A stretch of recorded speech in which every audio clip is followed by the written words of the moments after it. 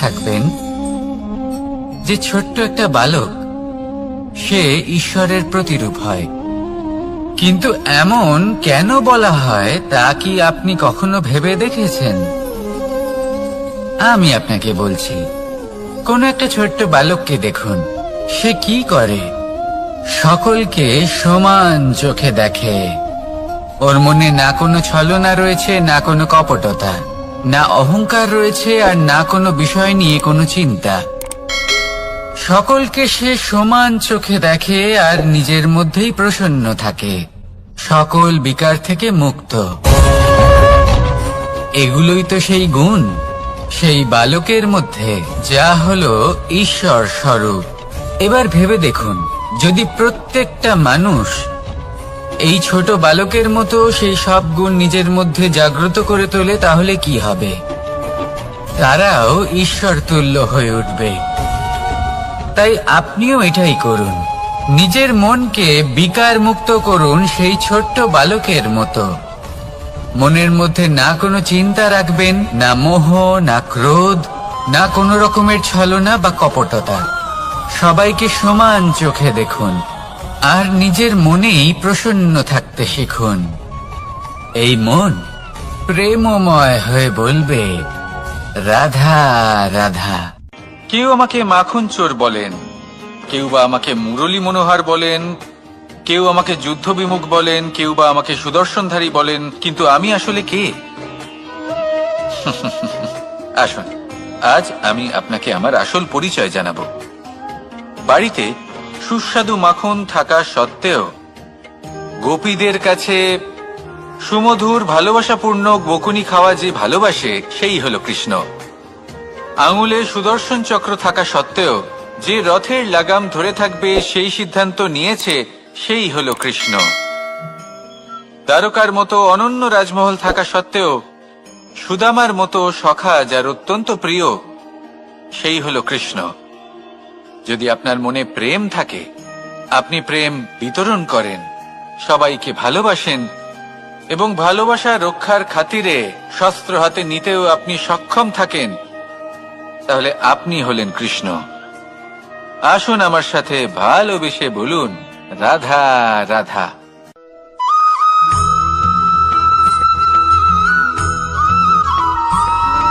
ধন, সম্পদ, ঐশ্বর্য মানুষ হয় নিজের সৌভাগ্যের দ্বারা এগুলো লাভ করে থাকেন বা কর্মের দ্বারা। সৌভাগ্য আসলে কি?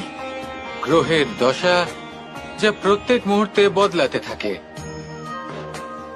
কর্মের মাধ্যমে যখন আপনি ধন অর্জন করেন, তখন সেই ধন আপনার আগামী প্রজন্ম লাভ করে। সেটা হয় সে ভোগ করে বা তার জন্য তার ভোগান্তি হয়। আর এটা নির্ভর করছে আপনার কর্মের ওপরে। কি কর্ম করেছেন আপনি সেই ধনকে লাভ করার জন্য?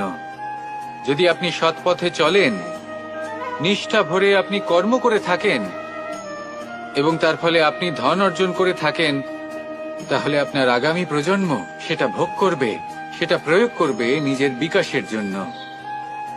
কিন্তু যদি আপনি কুকর্ম করে থাকেন, কোন রকম ছলনা করে থাকেন এই ধন লাভ করার জন্য, তাহলে 100% আপনার আগামী প্রজন্মকে এর জন্য ভুগতেই হবে। তাহলে আপনি কি চাইবেন? যে আপনার আগামী প্রজন্ম সুখ ভোগ করবে, নাকি আপনার কুকর্মের পরিণাম ভোগ করবে? নির্বাচন আপনারই। আসুন আমার সাথে ভালোবেসে বলুন, রাধা রাধা।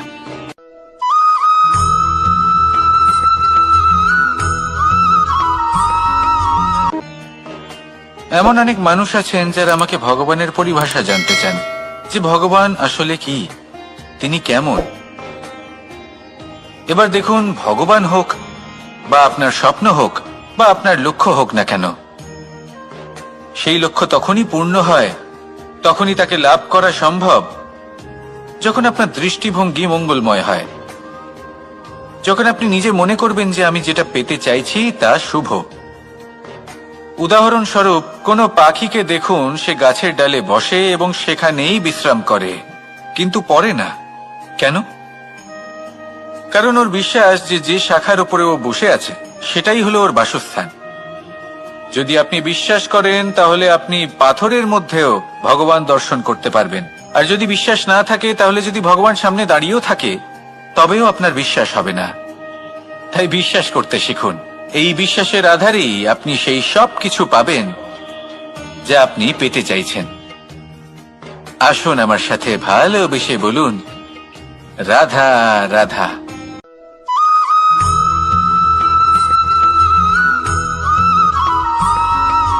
মাতা পিতার মনে সবসময় এই বাসনা বাস করে যে ওনাদের সন্তানের যেন মঙ্গল হয়। নিজের সন্তানকে সেই সবকিছু দেবার সবসময় চেষ্টা করতে থাকেন যেগুলো তারা নিজেরা নিজেদের জীবনে কখনো পেতে পারেননি। এবং এই প্রক্রিয়ায় সব থেকে গুরুত্বপূর্ণ বিষয়টি ভুলে যান, নিজের সন্তানকে সেই জিনিস দেওয়া যেটা উনি সব থেকে আগে পেয়েছেন। আমি ধনের কথা বলছি না, আমি বলতে চাইছি নিজের অভিজ্ঞতা দ্বারা ওনারা যে মানসিক স্থিতি লাভ করেছেন, ওনারা যে মর্যাদা লাভ করেছেন, যে শিক্ষা ওনারা লাভ করেছেন, সবার আগে নিজের সন্তানকে সেটা দেওয়া প্রয়োজন। সেটা যদি নিজের সন্তানকে দিতে পারেন তাহলে এই সন্তান জীবনে তার পথে এগোতেও পারবে, ধন অর্জনও করতে পারবে এবং শক্তিশালী অনুভবও করতে পারবে। সেই জন্য সন্তানকে সবার আগে সেটা দান করুন যেটা সব থেকে বেশি মূল্যবান। সেটা দিন যেটা আপনি সবার আগে লাভ করেছেন। আসুন আমার সাথে ভালোবেসে বলুন, রাধা রাধা। কখনো কখনো আমরা খুব ব্যথিত হয়ে পড়ি। আমরা নিজেদের পরিবারের জন্য এত কিছু করি আর তারা আমাদের দেখলেই ভয়ভীত হয়ে পড়ে, আমাদের দেখলে বিরক্ত হয়। কখনো নিজেদের সন্তানকে বিকাশের পথে অগ্রসর করার জন্য আমরা তাদের উপর একটু জোর দিই যাতে তারা পরিশ্রম করে, কিন্তু সেই সন্তান আমাদের উপর বিরক্ত হয়ে পড়ে। কখনো সন্তানকে সঠিক শিক্ষা দেওয়ার জন্য আমরা তাদের কিছু সীমা নির্ধারিত করি, তখন সেই সন্তানের চোখে নিজেদের জন্য আমরা ঘৃণা দেখতে পাই। মানুষ কেন ব্যথিত হবে না? দেখুন, যখন সূচের দ্বারা আপনি বস্ত্র সেলাই করেন তখন সূচের আঘাত সেই বস্তুকে সহ্য করতে হয়, কিন্তু তাতে সেই সূচ বা আপনার উদ্দেশ্যে কোনো প্রভাব পড়া উচিত নয়, কারণ আপনি তো আপনার কর্ম করছেন আর তাও পূর্ণ নিষ্ঠা ভরে, এবং অবশেষে আপনার উদ্দেশ্য শুভ প্রমাণিত হবে। তাই কেউ বিরক্ত হচ্ছে বলে বা কারোর চোখে নিজের প্রতি ঘৃণা দেখার ভয় কখনো পিছিয়ে যাবেন না। কষ্ট না করে বিকাশ সম্ভব নয়। কর্ম করতে থাকুন, সবকিছু শুভ হবে। আসুন আমার সাথে ভালোবেসে বলুন, রাধা রাধা।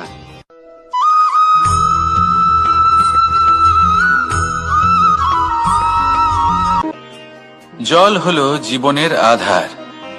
যদি জল না থাকে এই সংসারের জীবনের কোনো অস্তিত্ব নেই। এই জল হলো শুদ্ধ, পবিত্র।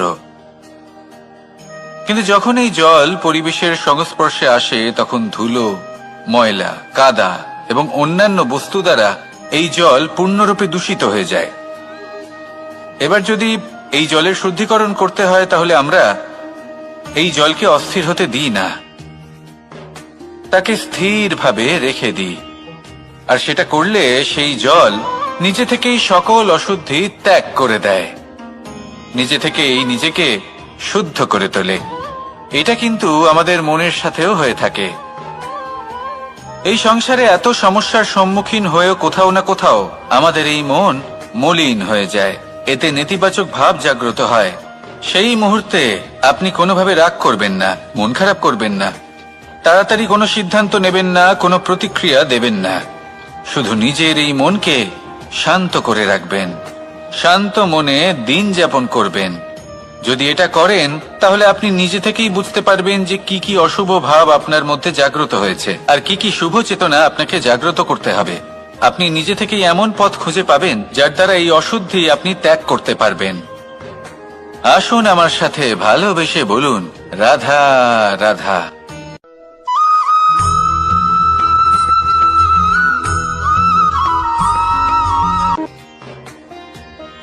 প্রেমের পরিভাষা আসলে কি?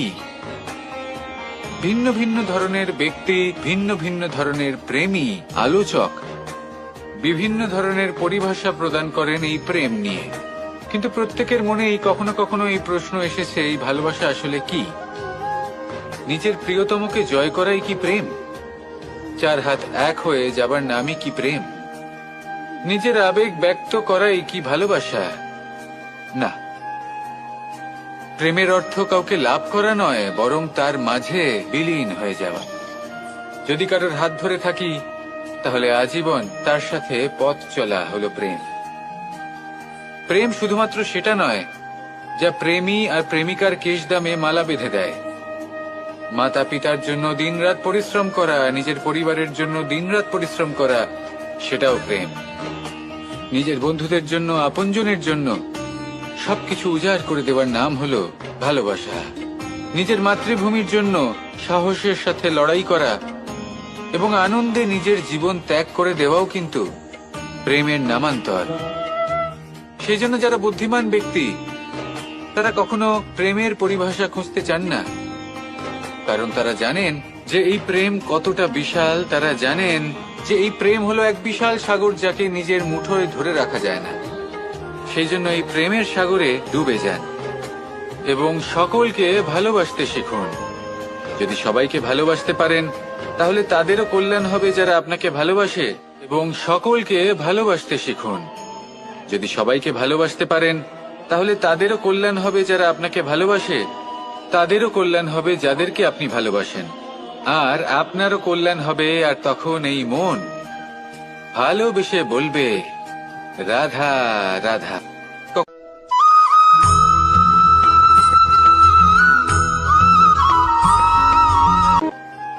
যদি আপনি নিজের জীবনে প্রকৃত বন্ধু নির্বাচন করতে চান, তাহলে তার আগে দর্পণ আর ছায়া, এই দুইয়ের বিশেষত্বর বিষয়ে জানাটা অত্যন্ত প্রয়োজনীয়।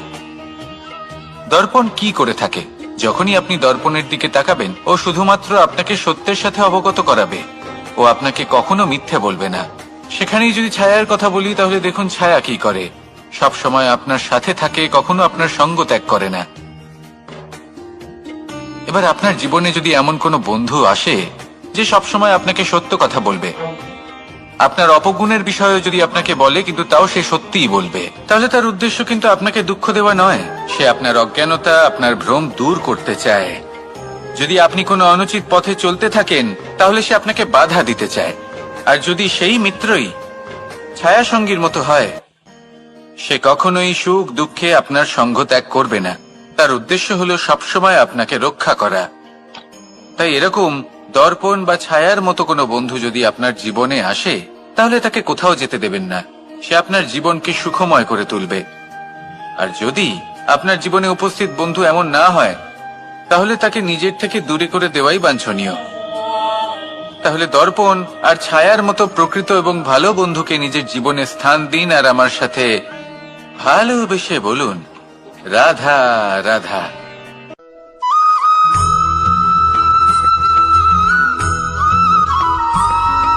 কখনো এই প্রশ্ন আসতে পারে যে ইমারত কেন নির্মাণ করা হয়, কেন উৎসব পালন করা হয়, কেন মানুষ নিজেদের জন্মদিন পালন করেন, কেন দোল, বিজয়া দশমী, রাখি, দীপাবলির মতো উৎসব পালন করা হয়।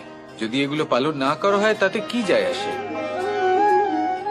যদি এই দোল উৎসব পালন না করা হয়, তাহলে কি এই সংসার ভুলে যাবে যে নারায়ণের প্রতি ভক্তির কারণে ভক্ত প্রহ্লাদকে অগ্নি স্পর্শও করতে পারেনি?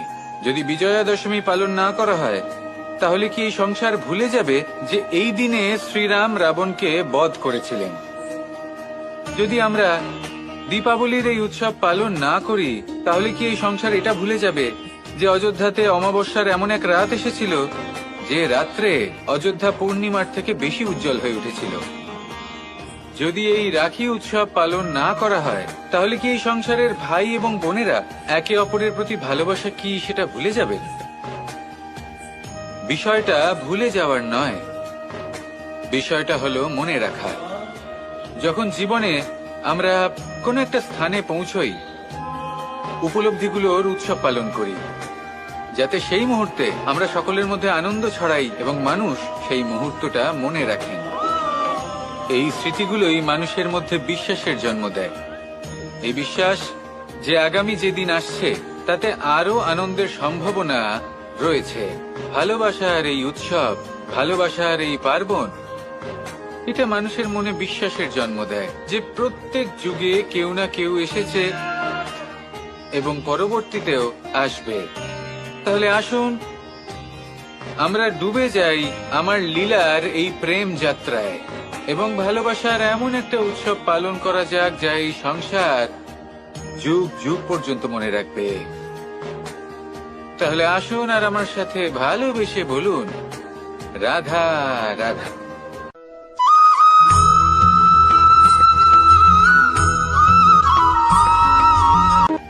আমাদের এই জীবন, তাতে এই যে সময় চক্র, তা তিনটি ভাগে বিভক্ত। এক হলো অতীতকাল, ফেলে আসা অতীত, তারপরে আসে বর্তমান, এখনকার এই মুহূর্ত, আর তারপর আসে আগামীকাল অর্থাৎ ভবিষ্যৎ। এবার এখানে সবথেকে গুরুত্বপূর্ণ হলো অতীতকাল, ভবিষ্যৎকাল, ফেলে আসা অতীত এবং আগামী সময়। কেন? কারণ এই দুইয়ের উপর নির্ভর করছে যে আপনি বর্তমানে কি করতে চলেছেন। শুধু প্রয়োজন হলো সঠিক দৃষ্টিভঙ্গির। অতীতকালকে যদি আপনি একটি দৃষ্টিভঙ্গি থেকে দেখেন, তাহলে অতীতকালে আপনি দুঃখও দেখতে পাবেন, যন্ত্রণাও দেখতে পাবেন। অন্য কোনো দৃষ্টিভঙ্গি থেকে দেখলে আপনি অতীতকাল থেকে শিক্ষাও লাভ করবেন। এবার এই শিক্ষা অনুসারেই বর্তমানে কর্ম করা উচিত। এবং যদি ভবিষ্যতের কথা বলি, তাহলে বলবো ভবিষ্যতের কথা ভেবে আপনি আজ অবশ্যই চিন্তিত হতে পারেন। অন্য একটি দৃষ্টিভঙ্গি থেকে দেখলে এই ভবিষ্যতেই আপনি একটি লক্ষ্য, একটি উদ্দেশ্য দেখতে পাবেন যে আপনি কি করতে চান, কি লাভ করতে চান। এবার সেই অনুসারে বর্তমানে কর্ম করা উচিত, ভবিষ্যৎ এবং অতীতকাল অনুসারে। এভাবেই যদি জীবনে কর্ম করতে থাকেন, আপনার এই বর্তমানের দিনগুলো আপনি একটু নতুন ভাবে বাঁচতে পারবেন। এভাবেই যদি জীবনে এগোতে থাকেন, তাহলে আপনার জীবনে আনন্দের উদ্ভব হতে কেউ বাধা দিতে পারবে না। আসুন আমার সাথে ভালোবেসে বলুন, রাধা রাধা।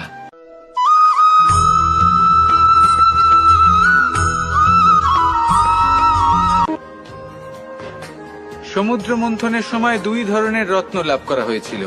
প্রথম হলাহল, যার প্রভাব থেকে এই সমস্ত সংসারের জীবের প্রাণ বাঁচানোর জন্য মহাদেব তাকে নিজের কণ্ঠে ধারণ করে নিয়েছিলেন।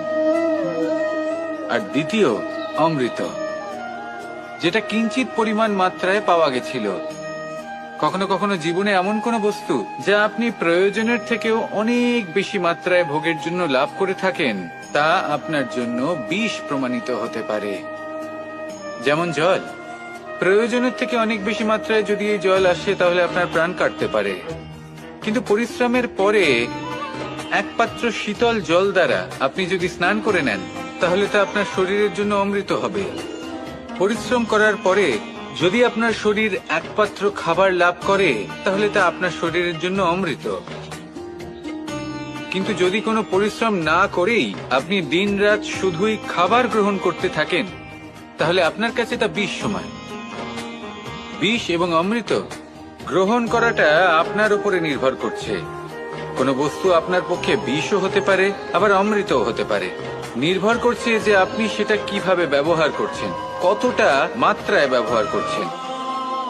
আসুন আমার সাথে ভালোবেসে বলুন, রাধা রাধা।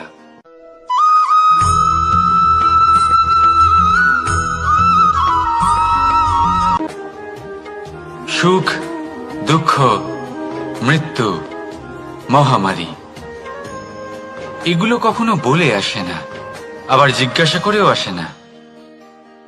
এমনই হয় দ্রুত ক্রীড়ার এই খেলায়। এক কারাগারের মতো, একটা মাকড়সার জালের মতো। যেমন একটা মাকড়সার জাল একটা পোকাকে নিজের দিকে আসতে আকর্ষিত করে, নিজের চমকের দ্বারা, নিজের গঠন দ্বারা। সেরকমই দ্রুত ক্রীড়ার এই খেলা মানুষকে নিজের দিকে আসতে প্ররোচিত করে। শেষে গিয়ে মানুষ আটকা পড়ে। পার্থক্য শুধু এটাই, যখন এক পোকা এই জালে জড়িয়ে পড়ে, তখন সে তার প্রাণ হারায়। মানুষ যখন এই দ্রুত ক্রীড়ায় আকর্ষিত হয়, সে নিজের মান, নিজের ধন সবকিছু হারায়, নিজের বিবেক হারিয়ে ফেলে। কিন্তু আপনি আপনার বিবেক কখনোই হারাবেন না।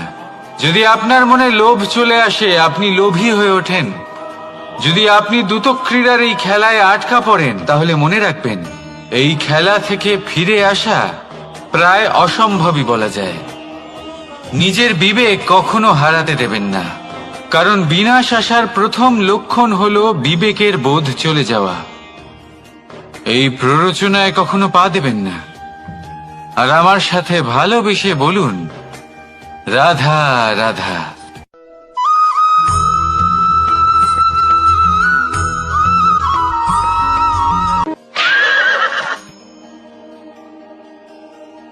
প্রেম 2.5 অক্ষর, মাত্র 2.5 অক্ষরের এই শব্দ প্রেম, এর মধ্যে ত্রিলোকের এবং সমগ্র ব্রহ্মাণ্ডের বীজ নিহিত আছে। এমন কি আছে যা এই প্রেম করতে পারে না? যেখানে শক্তি এবং বিদ্যা প্রয়োগ করে আপনি কিছুই করতে পারবেন না, সেটাও প্রেম দ্বারা অর্জন করা সম্ভব। প্রেম চাইলে পাথরেও ফুল ফোটাতে পারে। প্রেম চাইলে ন্যাড়া পাহাড়ের বুক চিরে নদীপথ তৈরি করতে পারে। চাইলে নিরক্ষর ব্যক্তিকে সংসারের শ্রেষ্ঠ জ্ঞানী করে তুলতে পারে। শুধুমাত্র এই প্রেমের জন্য সবার দুষ্টু কানাই ঘনশ্যাম হয়ে উঠেছিল। শুধুমাত্র এই প্রেমের টানেই ত্রিলোকের স্বামী দ্বারকাধীশ নির্ধন সুদামার পদসেবাও করেছিলেন। এই প্রেম হলো সংসারের সবথেকে বড় শক্তি। এই সংসারের আধার হলো প্রেম। এমন কিচ্ছু নেই যা এই প্রেমের পক্ষে সম্ভব নয়। যেখানে বিদ্যা এবং শক্তি সাহায্য করতে পারে না, সেখানে এই প্রেম আপনাকে জয়ী করে দিতে পারে। তাহলে আসুন আর আমার সাথে ভালোবেসে বলুন, রাধা রাধা।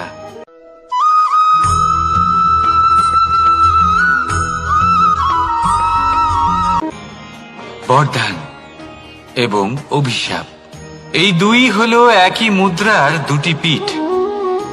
এই বরদান আমরা অনেক কারণে পেতে পারি। কখনো নিজের পরিশ্রমের কারণে, কখনো নিজের তপস্যার কারণে, কখনো আমাদের পূর্বপুরুষদের কর্ম ও তপস্যার কারণে। কিন্তু এই বরদান কতক্ষণ বরদান থাকবে তা আমরা নিশ্চিত করতে পারি না। তা সুনিশ্চিত করে শুধুমাত্র আমাদের কর্ম। যদি আপনাকে উদাহরণ দিই, আপনি রেশমের কীট দেখেছেন?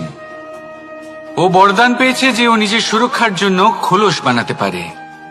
এবারও তাতে এত মত্ত হয়ে যায় যে এমন এক আবরণ বানিয়ে ফেলে যাতে সে নিজেই আবদ্ধ হয়ে চাপা পড়ে মরে যায়।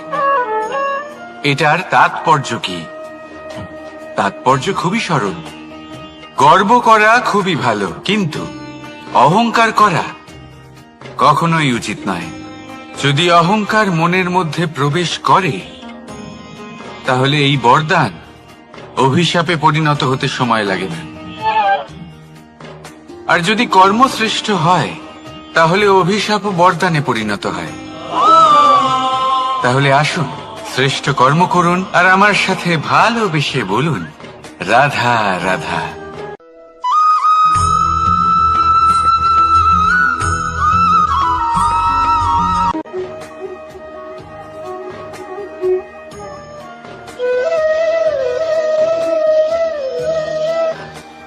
কর্ম এবং ফল, দেখতে গেলে এই সমস্ত ব্রহ্মাণ্ড এই দুইয়ের মাঝেই স্থির হয়ে আছে। মানুষজন কর্ম করেন ভালো ফল লাভের আশায়, আর ভালো ফল লাভের আশায় উনি এটাই ভুলে যান যে উনি যে কর্ম করছেন তা কি করছেন। আমি বলেছিলাম কর্ম করুন ফলের চিন্তা না করে, কিন্তু কি কর্ম করছেন সেই বিষয়ে ভাবাটাও অত্যন্ত আবশ্যক। নয়তো অনেক সময় আমরা এমন কর্ম করে ফেলি যা না চাইতেও বিষে পরিণত হয়। যা হয়েছে দুঃশাসনের সাথে, দুর্যোধনের সাথে, গুরু দ্রোণের সাথে। একজনের মানসিকতা উচিত ছিল না, একজনের বিবেক উচিত ছিল না, আরেকজন যে পক্ষ নির্বাচন করেছিলেন সেই পক্ষ উচিত ছিল না। আর যা কিছু ওনাদের সাথে হলো, আপনার আমার আমাদের সকলের সাথে তা হতে পারে। আমি বলেছিলাম কর্ম করুন, ফলের চিন্তা করবেন না, কিন্তু এই কর্মের বিষয়ে বিচার করে দেখাটাও ততটাই আবশ্যক। দেখুন, কর্ম করার উচিত প্রক্রিয়া ফলের চিন্তা না করা, কিন্তু যদি আপনার কর্ম শুভ হয় তাহলে তার ফলও নিয়তি আপনাকেই দেবে। সর্বদা কর্ম করার সময় এটা ভাবুন যে আপনার এই কর্ম এই সংসারকে, এই সমাজকে, আপনার পরিবারকে, আপনার আশেপাশের মানুষজনকে কোন দিশায় নিয়ে যাবে। যদি এটা সবার জন্য মঙ্গলময় হয় তাহলে কর্ম করতে থাকুন। আর হ্যাঁ, নিশ্চিত রূপে ফলের চিন্তা করবেন না। আসুন আমার সাথে ভালোবেসে বলুন, রাধা রাধা।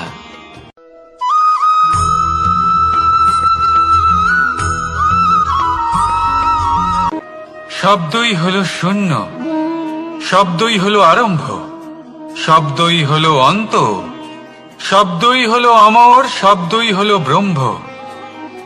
এই শব্দ হলো অত্যন্ত বিশেষ। কেউ কাঁদলে তাকে হাসিয়ে তোলে, কেউ হাসলে তাকে কাঁদিয়ে দেয়। কারোর মনে উদ্দীপনা জাগিয়ে তুলতে পারে, আবার কারোর মনে কাঁটা হয়ে বিঁধে থাকতে পারে। একটা অত্যন্ত গুরুত্বপূর্ণ কথা যা বোঝা অত্যন্ত আবশ্যক। আপনার মন, আপনার হৃদয়ে যতই শুদ্ধ হোক না কেন, যতই পবিত্র হোক না কেন, আপনার দৃষ্টিভঙ্গি যতই স্পষ্ট হোক না কেন, যদি আপনার কথা পবিত্র না হয়, যদি আপনার শব্দ শুদ্ধ না হয়, তাহলে তা আপনাকে আপনার কর্মফল ভোগ করতে বাধ্য করবেই।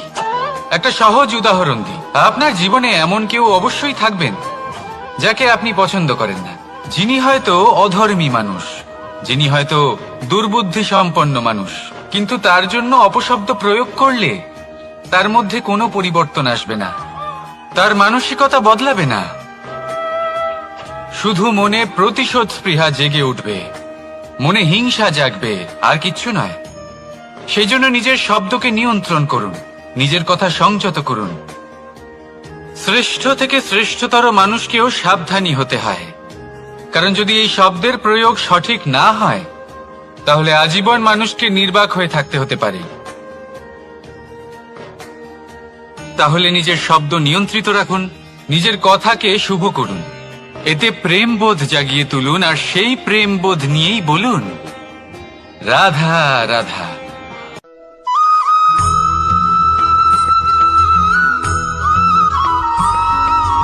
বটবৃক্ষের বীজ সর্ষের দানার থেকেও ছোট হয়, কিন্তু যখন তা নিজের রূপ ধারণ করে তখন তা বিশাল বৃক্ষের আকার ধারণ করে, যা সহস্র বছর ধরে বেঁচে থাকে, ছায়া প্রদান করে, পাখিদের আশ্রয় প্রদান করে, আর দেয় পথচারীদের বিশ্রাম করার স্থান। কেন? কারণ সেই ছোট বীজ তা মাটির ভেতরে গিয়ে নিজের খোলস ত্যাগ করে। অন্ধকারে থাকে সে, যতই আলো আসুক না কেন, যতই বর্ষা আসুক না কেন, সব সহ্য করে। আর তারপরে একটা চারা গাছ অঙ্কুরিত হয়, তারপর ধীর গতিতে একটা বিশাল বৃক্ষতে পরিণত হয়। দেখুন, জীবনে কঠিন সময় আসে, এই জন্য নয় যে আপনি হার মেনে নেবেন, এই জন্য আসে যাতে আপনি ভবিষ্যৎ নির্মাণের জন্য নিজেকে তৈরি করতে পারেন। যদি কঠিন সময়ে আপনি ওই বীজের মতো দৃঢ় হয়ে থাকতে পারেন, তাহলে আপনিও একদিন সেই বিশাল বৃক্ষের মতো নিজের অস্তিত্ব গড়ে তুলতে পারবেন, যা সহস্র বছর পর্যন্ত মনে রাখা হবে। আসুন আমার সাথে ভালোবেসে বলুন, রাধা রাধা।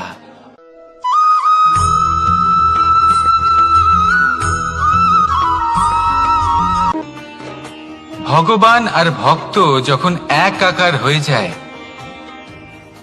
যখন ভক্ত তার ভগবানের প্রতি এবং নিজের জীবনের উদ্দেশ্যের প্রতি সম্পূর্ণরূপে সমর্পিত হয়, তখন জন্ম নেয় ভক্তি।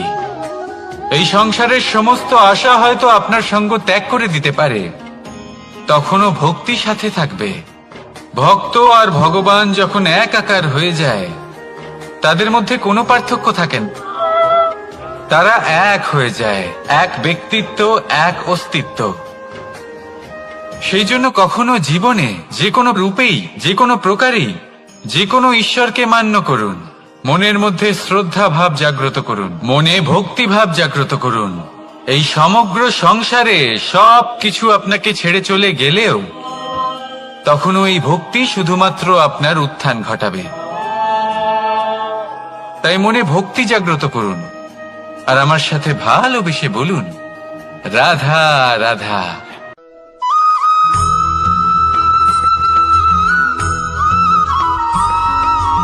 বটবৃক্ষের বীজ সর্ষের দানার থেকেও ছোট হয়, কিন্তু যখন তা নিজের রূপ ধারণ করে তখন তা বিশাল বৃক্ষের আকার ধারণ করে, যা সহস্র বছর ধরে বেঁচে থাকে, ছায়া প্রদান করে, পাখিদের আশ্রয় প্রদান করে আর দেয় পথচারীদের বিশ্রাম করার স্থান।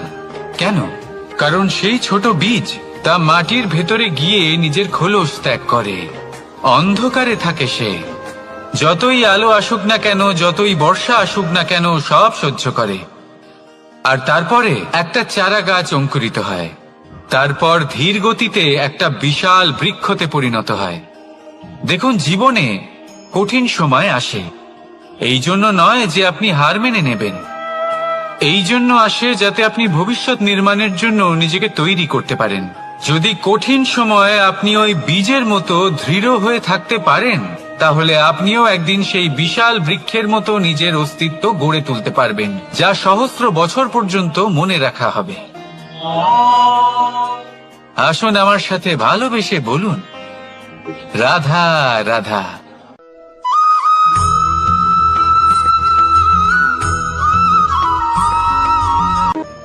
সাফল্য কে না চান?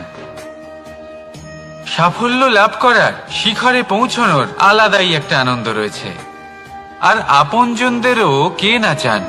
প্রত্যেক মানুষ চান যেন জীবনে তার কোনো আপনজন থাকে, যারা সবসময় তাদের সাথে থাকবে, কারণ আপনজনের সাথেই তো সাফল্যের আনন্দ সব থেকে বেশি পাওয়া যায়।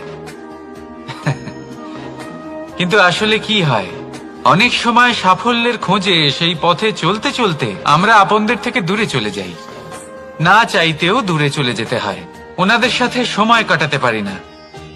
আর আমরা ভুলে যাই যে সাফল্যের আসল আনন্দ আপনজনদের সাথেই পাওয়া যায়।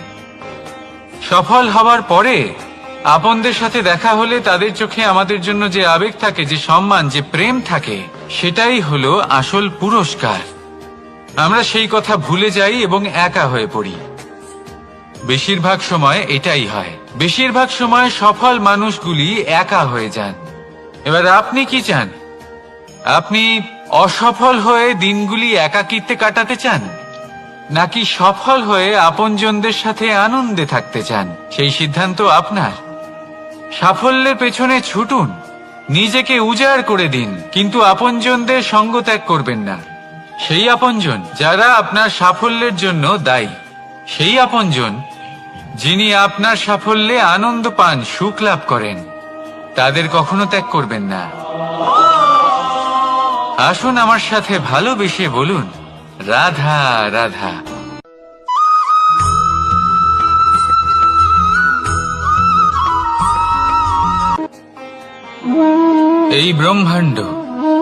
এই ব্রহ্মাণ্ড কত বৃহৎ, তাই না? যার সম্মুখে এই পৃথিবীকেও একটা বিন্দুর মতো মনে হয়। আর এই পৃথিবীতে আমরা কে হই, আমাদের আকার কিরকম, আমাদের অস্তিত্বই বা কি? যখন আমরা এভাবে ভাবি তখন মনে হয় আমরা কিছুই নই। তা আমরা যখন কিছুই নই, তাহলে আমরা এত চিন্তা করি কেন? কি ভেবে ভয় পাই? কাকেই বা এত ভয় পাই? কে আমাদের মারতে পারে আর কেই বা আমাদের জন্ম দেবে? আত্মার আসলে না কখনো জন্ম হয় আর না কখনো মৃত্যু। আত্মা শুধুই শরীর বদল করে। আপনি, আমি, আমরা সকলে এই শরীর নয়, আমরা হলাম আত্মা, যা হলো পরম আত্মার পরম অঙ্গ।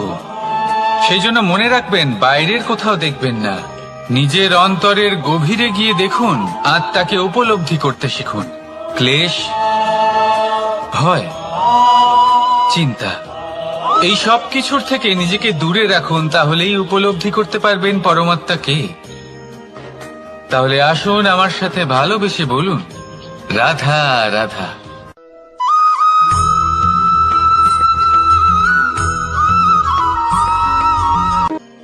মানুষ আর ধন, এই দুইয়ের মধ্যে সম্পর্ক খুব ঘনিষ্ঠ। ধন হলো সেই শক্তি যার ব্যবহার মানুষ করে থাকে সাংসারিক বস্তু ক্রয় করার জন্য, নিজের জীবন যাপন করার জন্য। আর মানুষ হলো সেই শক্তি যারা ধনকে গুরুত্বপূর্ণ করে তোলেন। এবার একটা কথা বলি, ব্যবহার করা উচিত ধনকে আর ভালোবাসা উচিত মানুষকে। এটা বেশিরভাগ মানুষই বোঝেন না। মানুষ এখানেই সব থেকে বড় ভুল করে বসেন। তারা ভালোবাসেন ধনকে আর ব্যবহার করেন মানুষকে। এ হলো অনুচিত। দেখুন, আপনি একটা সূচের দ্বারা যুদ্ধ করতে পারবেন না, আর কোনো তলোয়ার দ্বারা বস্ত্র সেলাই করতে পারবেন না, তাই না? কোনটা কিসের জন্য হয় সেটা বোঝা অত্যন্ত জরুরি। আপনিও সঠিক দিকে অগ্রসর হন। মানুষকে ভালোবাসুন আর ধনকে ব্যবহার করুন। যদি আপনি মানুষকে ব্যবহার করেন, তাহলে আপনি ভালোবেসে ফেলবেন ধনকে, আর এই ভালোবাসা ধীরে ধীরে পরিণত হবে লোভে, আর ধীরে ধীরে এটা আপনাকে বিনাশ করে দেবে। তাহলে সমস্ত মানুষকে ভালোবাসুন আর এইভাবে ভালোবেসে বলুন, রাধা রাধা।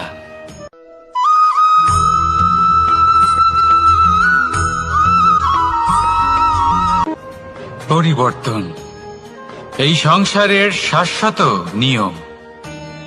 কোন রাজা নেই যিনি চিরকাল রাজা থাকেন, কোন ধনী ব্যক্তি নেই যিনি চিরকাল ধনী থাকবেন।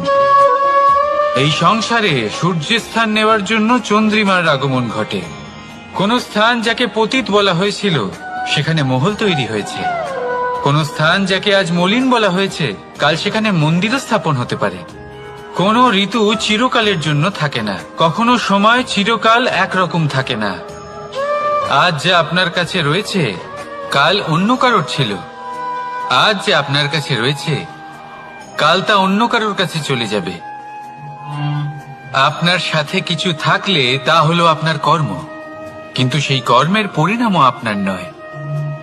আপনি শুধু কর্ম করুন, বাকি সবকিছুই পরিবর্তনশীল। কিন্তু সেই পরিবর্তনকে দেখে ভয় পাওয়ার প্রয়োজন নেই, তাকে স্বাগত জানান।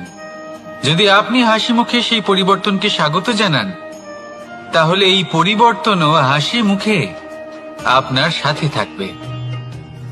আসুন আমার সাথে ভালোবেসে বলুন, রাধা রাধা।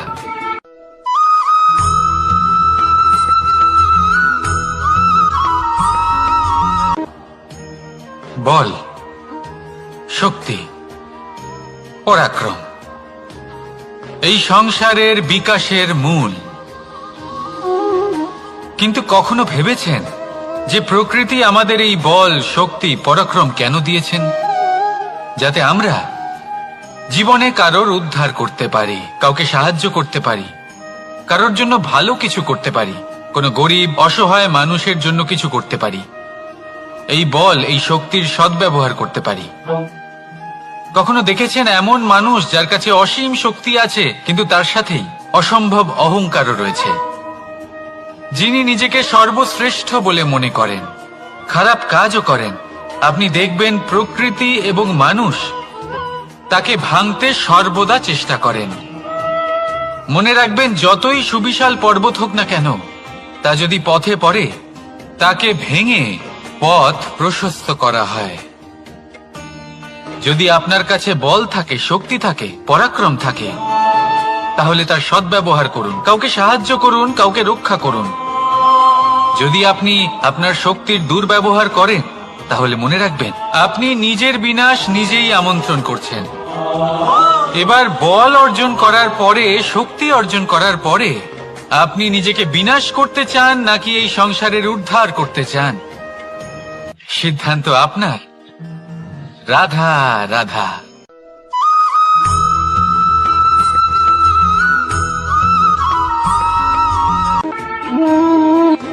সময়, এই সময় আসলে কি?